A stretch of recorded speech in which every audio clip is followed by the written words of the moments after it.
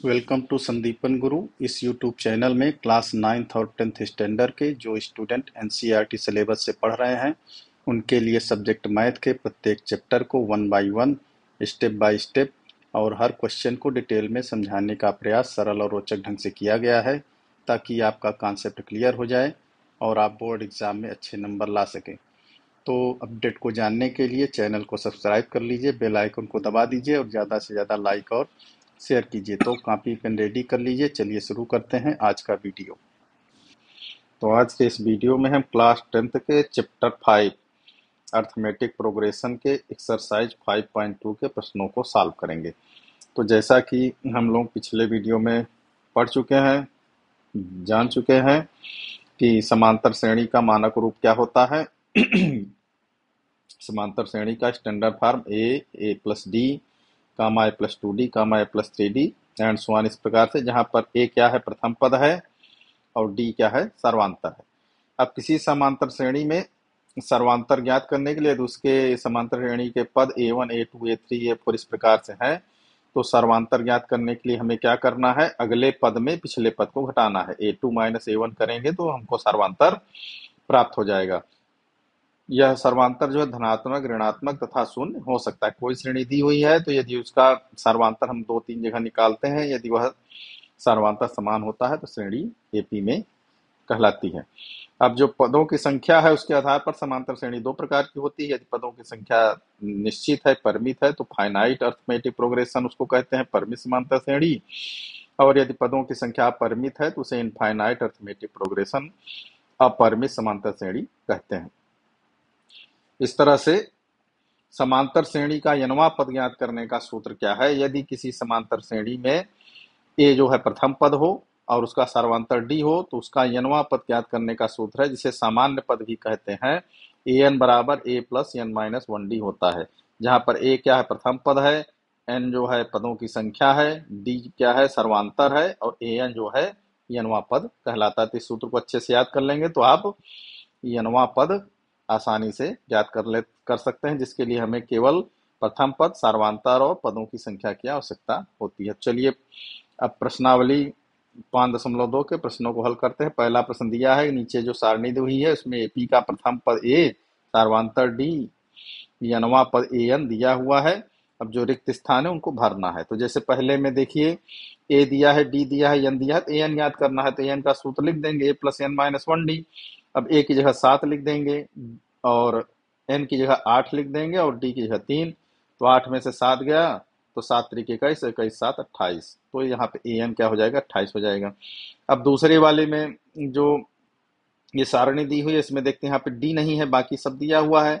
तो a की जगह -18 लिखेंगे और n की जगह 10 लिखेंगे और d हमको ज्ञात ही करना है तो d की जगह d लिख देंगे और an की जगह क्या लिख देंगे, 0 लिख देंगे। अब यहाँ से जो 18 का पक्षांतर कर देंगे, इधर माइनस है तो इधर प्लस आ गया। अब 10 में से 1 गया तो 9d हो गया। तो d बराबर 9 दूनी 18, 2 आ गया। अब इसमें देखते हैं कि a हमको ज्ञात करना है, बाकी सब दिया हुआ है तो सबका मान रख देंगे। n की जगह -5, a की जगह a लिख देंगे और n की जगह 18 माइनस 1 और d की जगह क्या है, -3। तो इस तरह से 18 में से 1 घट गया 17, 17 तिया 51। तो ये -5 है और 51 का इधर पक्षांतर कर देंगे तो -5 में 51 जो है तो क्या हो जाएगा, जुड़ जाएगा।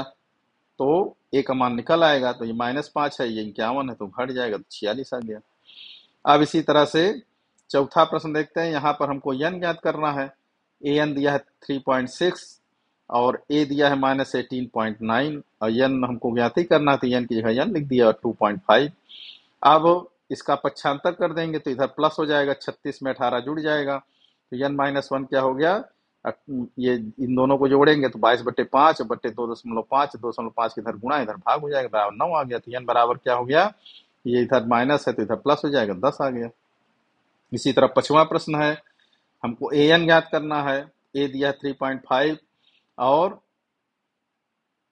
यहाँ पर n की जगह 105 है और d की जगह 0 है। जब 0 हो गया तो पूरा 0 हो गया तो ये 3.5 आ गया। इस तरह से यदि इन चार चीजों में से कोई एक मिसिंग है तो उसको हम आसानी से इस सूत्र के माध्यम से ज्ञात कर सकते हैं।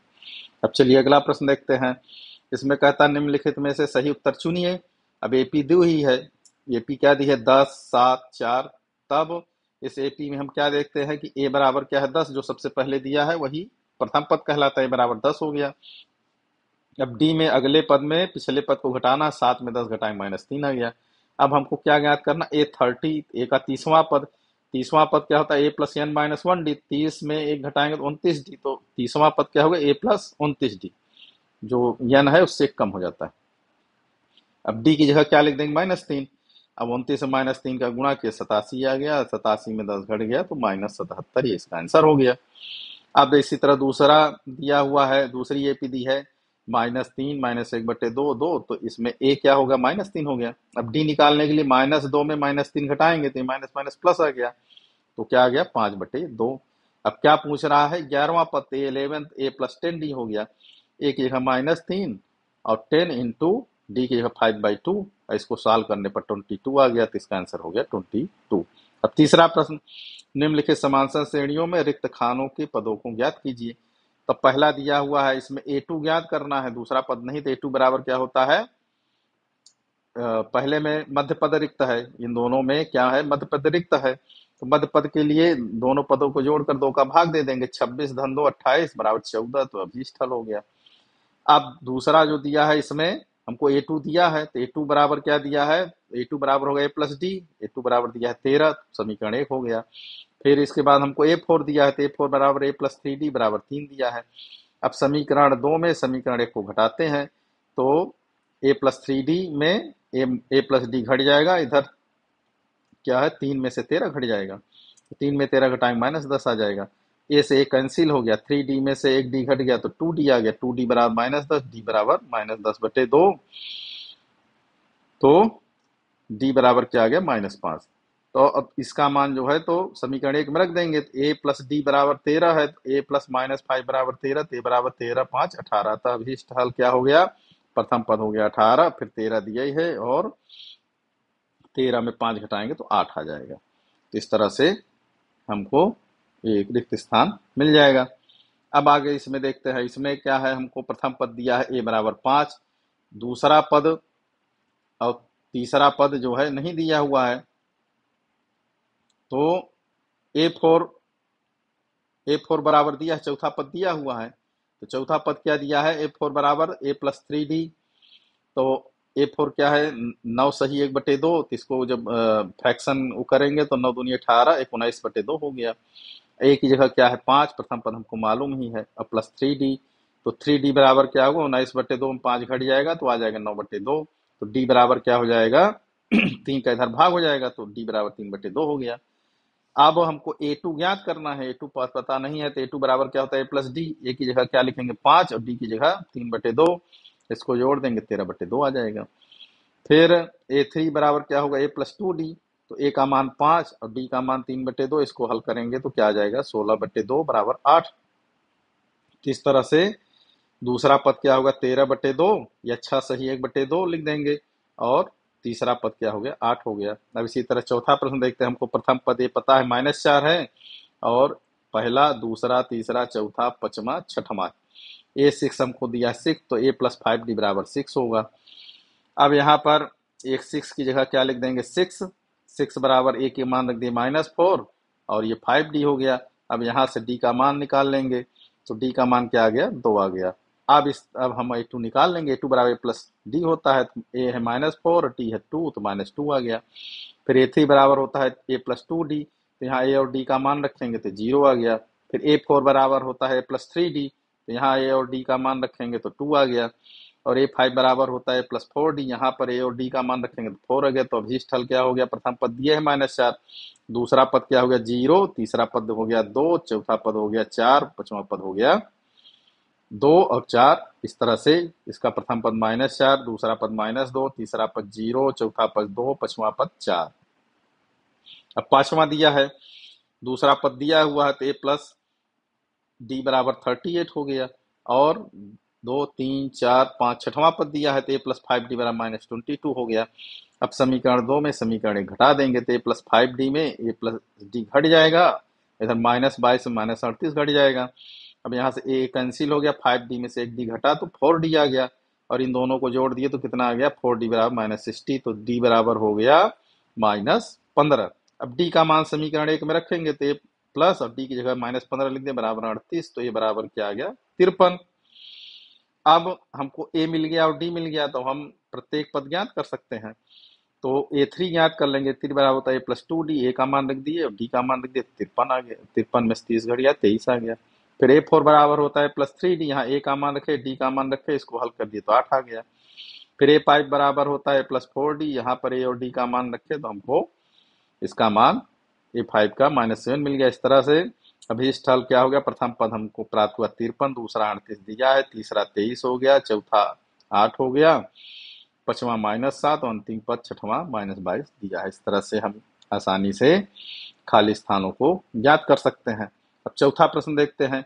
एपी बराबर दिया है, ये एपी दी है, इसमें पूछा कौन सा पद 78 है। तो अब हम इसमें देखते हैं प्रथम पद ए बराबर 3 और डी निकालने के लिए 8 में से 3 घटाएंगे तो 5 आ गया। अब मान लिए कि यनवा पद उसका 78 है तो एन बराबर सूत्र रख देंगे, तो एन की जगह 78 लिख दिए, ए की जगह 3 लिख दिए, एन -1 इंटू 5 हमको एन निकालना है। अब यहाँ से जब 5 का गुणा करेंगे तो 5n -5 78, ये 3 इधर 75 होगा, 78 में 3 घटे 75 आ गया। अब 5 इधर जाएगा तो 75 5 80 हो गया, तो n बराबर क्या हो जाएगा 80/5, तो 16 पंची 80, अर्थात अभीष्ट जो है इसका 16वां पद जो है वही 78 होगा।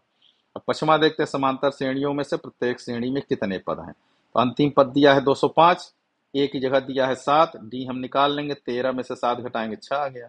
तो उसी तरह 205 एन की जगह 205 लिख दिए, ए की जगह 7, एन -1 6। अब यहाँ पे हल कर देंगे, हल करने पर हमको एन बराबर मिल गया 34, इसमें कुल पदों की संख्या 34 हो गई। इसी तरह दूसरा प्रश्न, इसमें ए बराबर दिया है 18, अब डी जो है 31/2 में से 18 घटाएंगे तो -5/2 आ गया। अब अंतिम पद दिया है -47, तो हमको एन निकालना है, सबका मान रख देंगे तो एन बराबर क्या हो गया, हल करते करते हम आए तो एन बराबर आ गया 27, तो कुल पदों की संख्या कितनी हो गई 27। अब छठवां प्रश्न दिया है, एपी दी हुई है, क्या इसका एक पद 150 है। तो पहले ए बराबर क्या है 11, डी निकाल लेते हैं, 8 में से 11 गए -3 हो गया। अब मान लेते हैं उसका एनवा पद 150 है, तो सूत्र में मान रखेंगे, ए की जगह 11, एन -1, एन ज्ञात ही करना है तो एन लिख देंगे, और डी की जगह -1, तो एन -1 बराबर इसका 75 हो जाएगा। इसको हल करेंगे तो -161/3 आ गया। अब इसको हल करने पर 53.667 आ गया, तो एन बराबर 54.667। तो ये पदों की संख्या जो है दशमलव में नहीं हो सकती, फ्रैक्शन में नहीं हो सकती, इसलिए -150 एपी का कोई पद नहीं है, क्योंकि पदों की संख्या भिन्नात्मक नहीं हो सकती है। अब 7वां प्रश्न देखते हैं। यहाँ पर एपी का 31वां पद ज्ञात करना है, जिसमें 11वां पद 38, 16वां पद 73 है। तो अब 11वां पद 38 है तो 38 बराबर a + 10d, 11वां है तो 10d हो जाएगा, इसको समीकरण 1 मान लिए। अब इसके बाद हम देखते हैं कि 16वां पद दिया है 73, तो 73 बराबर 16वां पद है तो a + 15d। अब समीकरण 2 में 1 को घटाएंगे तो a + 15d में a + 10d घटाएंगे, और 73 में से 38 घट जाएगा, तो यहाँ पर ए से ए कैंसिल हो गया, 15 में से 10 गए 5, डी बराबर आ गया 35, तो डी बराबर 5 सत्ते 35 7 आ गया। डी का मान समीकरण 1 में रखेंगे तो ए का मान कितना आ गया -32। अब हमको 31वां पद ज्ञात करना है, तो ए 31 बराबर होता है a + 30d। अब ए का मान है -32 प्लस 30 इंटू डी का मान 7 है, इसको हल करेंगे तो हमको 31वां पद क्या मिल गया 178। अब इसी तरह 8वां दिया है, एपी में 50 पद हैं, कुल पदों की संख्या कितनी है 50, एन बराबर 50 दिया है, तीसरा पद 12, अंतिम पद 106 है, तो 29वां पद ज्ञात कीजिए। अब प्रश्नानुसार दिया है तीसरा पद 12 है, 12 बराबर a + 2d हो गया। अब अंतिम पद जो है 106 दिया है, तो अंतिम पद कौन है 50 है, तो 106 बराबर क्या हो गया a + 49d। अब समीकरण 2 में समीकरण 1 को घटाएंगे तो यहाँ से हमको क्या मिल जाएगा, a से a कट गया, तो हमको यहाँ से क्या मिल जाएगा, डी का मान मिल जाएगा, डी बराबर आ गया 2। अब डी का मान समीकरण 1 में रखेंगे तो हमको ए का मान मिल जाएगा 8। अब ए 29वां निकालना है तो a + 28d होगा, ए की जगह 8 और 28 इंटू डी का मान रख दिए, इसको हल करने पर 64 आ गया, तो 29वां पद क्या होगा 64। अब इसी तरह 9वां दिया, एपी के तीसरे और 9वें पद क्रमशः 4 - 8 है, तो कौन सा पद शून्य होगा। तो पहले दिया है इसका तीसरा पद बराबर 4, तो 4 बराबर a प्लस 2d हो जाएगा। और नौवां पद दिया है -8, तो -8 बराबर a प्लस 8d हो जाएगा। समीकरण 2 में समीकरण 1 को घटाएंगे तो d का मान हमको मिल जाएगा, कितना आ गया, -2। d का मान 1 में रखेंगे तो हमको a का मान मिल जाएगा, a का मान आ गया 8। अब कहता है कौन सा पद 0 है, तो मान लिया नवा पद 0 है, तो 0 बराबर हो जाएगा a plus n minus 1d। हमको n निकालना है, तो n माइनस 1 बराबर क्या हो जाएगा, 8 का अपन 76 होगा तो माइनस हो जाएगा, -2 से भाग देंगे तो 4 आ जाएगा। तो इस तरह n का ये +1 का इधर 75 होगा तो n बराबर 5। तो इसका अभीष्ट हल क्या हो गया, 5वां पद 0 होगा। आप 10वां प्रश्न देखते हैं। यदि एपी का 17वां पद उसके 10वें पद से 7 अधिक है, सर्वांतर ज्ञात कीजिए। डी ज्ञात करना है, तो जैसे प्रश्न कह रहा है कि उसका 17वां पद होगा a प्लस 16d, और 10वें पद से तो 10वां पद होगा a प्लस 9d, उससे 7 अधिक है, 10वें पद में 7 जोड़ दिए। अब इसको जो है पक्षांतर करके हल कर लेंगे। तो यहां से d बराबर क्या आ गया, 1। तो अभीष्ट उसका सर्वांतर क्या होगा, d बराबर 1 होगा। तो सर्वांतर क्या निकल गया, 1 हो गया। अब इसी तरह एपी दिया हुआ, इसका कह रहा कौन सा पद 54वें पद से 132 अधिक है। तो सबसे पहले ए क्या दिया है, इसमें 3, डी निकाल लेंगे तो 15 माइनस 3 तो 12 आ गया। अब प्रश्न में कहता है कि इसका कौन सा पद 54वें पद से 132 अधिक है। तो मान लिया यनवा पद, तो यनवा पद का यहाँ सूत्र लिख दिए, 3 प्लस n माइनस 1 डी, सबका मान रख दिए, डी का n की है n लिख दिए। अब 54वां पद होगा a प्लस 53d और प्लस उसमें 132, 54वें पद से 132 अधिक है। अब जब हम इसको हल करेंगे तो n बराबर क्या आ गया, 65। तो इस तरह से अभीष्ट हल क्या हो गया, 65वां पद 54वें पद से 132 अधिक होगा। अब दिया है दो समांतर श्रेणियों का सर्वांतर समान है। अब इनका 100वें पद का अंतर 100 है, तो 1000वें पद का अंतर क्या होगा, तो मान लिए 2 एपी है जिनका सर्वांतर डी है। अब उनके प्रथम पद का अंतर मान लिए ए और ए डैश है। तो प्रश्नानुसार 100वें पदों का अंतर, तो 100वां पद क्या होगा, ए प्लस 99d, और दूसरे का ए डैश प्लस 99d। अब दोनों का अंतर, तो 99 से 99 कैंसिल हो गया, ए माइनस ए डैश बराबर 100 हो गया। अब हजारवां पद कह रहा है, तो हजारवां पद क्या होगा, ए प्लस 999d और माइनस ए प्लस 999d। अब डी से डी कैंसिल हो गया, ए माइनस ए डैश आ गया। अब समीकरण से हम एक से जानते हैं कि ए माइनस ए डैश बराबर क्या होता है, 100। तो अतः हजारवें पद का अंतर भी क्या होगा, 100 होगा। अब इसी तरह तीसरा प्रश्न देखते हैं। 3 अंकों वाली कितनी संख्याएं 7 से विभाज्य है। तो पहले 3 अंकों की संख्या जो है तो 100 से शुरू होती है, 999 तक जाएगी। अब जो 7 से विभाज्य है उनको हम लिख लेते हैं। सबसे पहली संख्या है 105 जो 7 से विभाज्य होगी, फिर 112, 119, इस तरह से अंतिम संख्या होगी 994। अब यहाँ पर हमको n ज्ञात करना है। तो a कितना दिया है, 105, डी निकाल लेंगे, 112 में से 105 के 7 आ गया। अब प्रश्नानुसार अंतिम पद क्या है, 994। तो ए एन बराबर क्या हुआ, 994, 100 a plus n minus 1d का सूत्र लिख देंगे, सबका मान रख दिया। अब यहाँ पे हमको n निकालना है, तो हल करते हुए n का मान क्या आ जाएगा, 128। तो कुल पदों की संख्या कितनी होगी, 128। अब कह रहा 10 और 250 के बीच में 4 के कितने गुणज होंगे, 4 के गुणज लिखना है जो 10 से अधिक हो, तो 12, 16, 20 इस तरह लिख लिए। अब यहाँ पर प्रथम पद कुल कितने गुणज है, हमको यह निकालना है।